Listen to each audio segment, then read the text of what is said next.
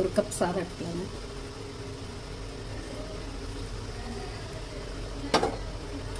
ஒரு கப் சாதம் எடுத்துக்கலாம். ஒரு உருளைக்கிழங்கு எடுத்துக்கலாங்க. ஒரு வெங்காயம், கொஞ்சம் பச்சை மிளகாய், கொஞ்சம் கருவேப்பிலை, மல்லி, கொஞ்சம் மிளகாய்த்தூள். இது எல்லாத்தையும் வந்து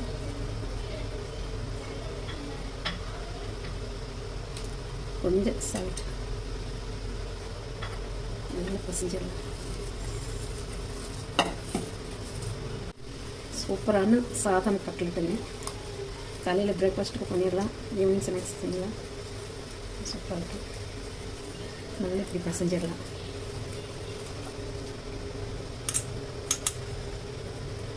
இது வந்து ஒவ்வொரு உருண்டையாக ஒரு கட்லெட் அளவில், கட்லெட் சைஸுக்கு நல்ல பெரிய உருண்டையாக எடுத்துடலாம். கேஸ் ஆன் பண்ணிக்கலாங்க. பாருங்கள், சாதம் நல்ல பெரிய பெரிய உருண்டையாக அப்படி செஞ்சு வச்சுட்டேன். இதுலேருந்து கட்லெட் சைஸில் அப்படியே தட்டிடலாம்.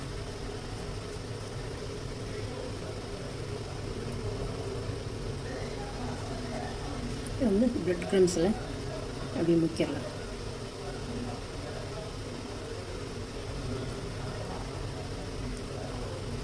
கடாயில் கடாய் சோட வச்சுங்க. அப்படி எண்ணெய் தடவி இந்த ஒவ்வொரு கட்லெட்டும் அங்கே அப்படி வச்சிடலாம். எல்லா கட்லெட்டும் சேர்த்து வச்சுங்க. இப்படி மேலே கொஞ்சம் எண்ணெய் விட்டுலாம்.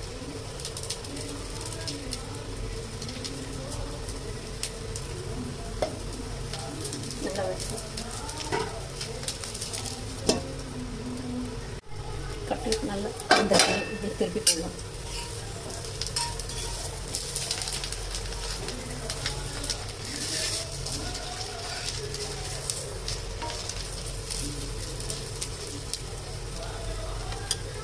கொஞ்சம் எண்ணெய் நல்லா ஊற்றலாம். சூப்பரான சாதம் கட்லெட் ரெடிங்க.